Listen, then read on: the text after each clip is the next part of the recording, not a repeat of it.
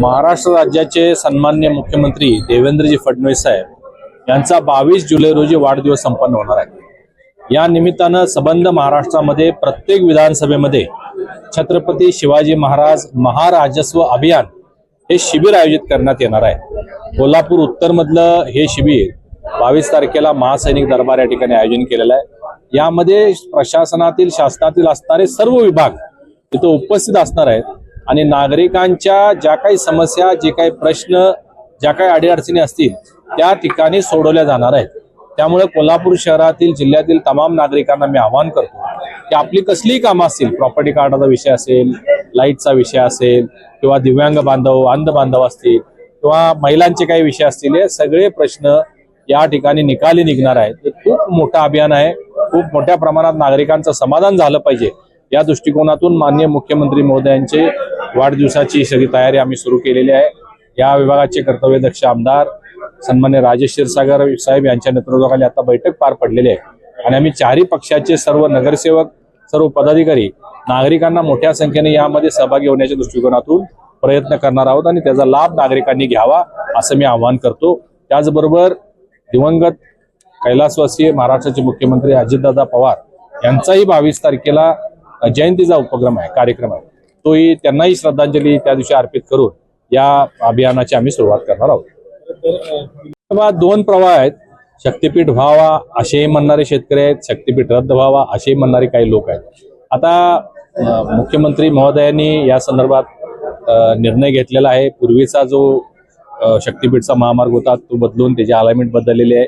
यालाही काही प्रमाणात विरोध होतोय, परंतु विरोध जरी होत असला तरी सर्वांचं समाधान होईल आणि समाधान होऊन हा प्रकल्प खरं म्हणजे गेम चेंजर आहे। हा प्रत्येक 16-17 जिल्ह्यामध्ये त्याचा खूप मोठ्या प्रमाणात लाभ जिल्ह्याच्या प्रगतीसाठी होणार आहे।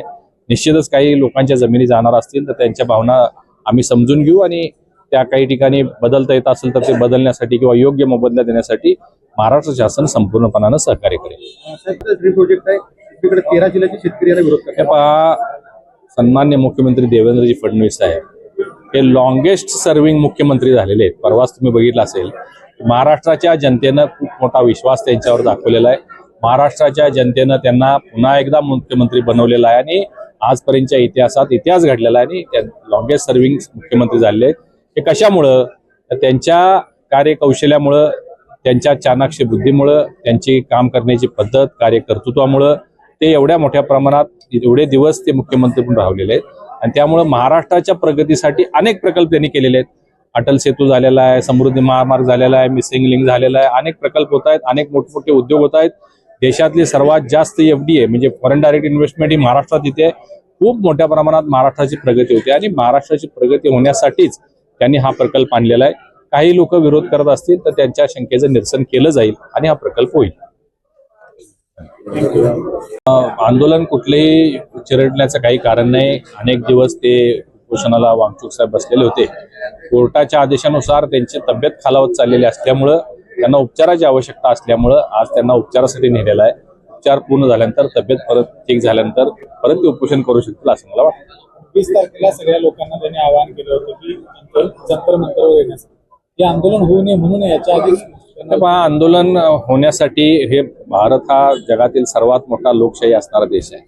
आंदोलन करण्यासाठी, मागणी करण्यासाठी कुठल्याही पद्धतीची अशी भूमिका शासन करत नाही। 20 तारखेला त्यांनी आंदोलन केलं आहे, हाक दिलेले आहे, ते आंदोलन होईल। परंतु चुकीच्या पद्धतीनं या सगळ्याचं समर्थन देश विरोधी घटक यामध्ये सहभागी झालेले दिसत आहेत। कारण मूळ प्रश्न होता नीटचे तुम्हाला माहिती आहे, नीटच्या परीक्षाही झाल्या, नीटचा निकालही झाला, खूप चांगला निकाल लागलेला आहे। आणखीन मोठ्या संख्येनं यामध्ये विद्यार्थी पास झालेले आहेत, लोकांना त्याचा लाभ झालेला आहे। जो नीट पेपर फुटीचा जो उपक्रम किंवा ती घटना घडलेली होती तो एक अपघात होता, त्याच्यासाठी योग्य ती कारवाई शासन करत आहे।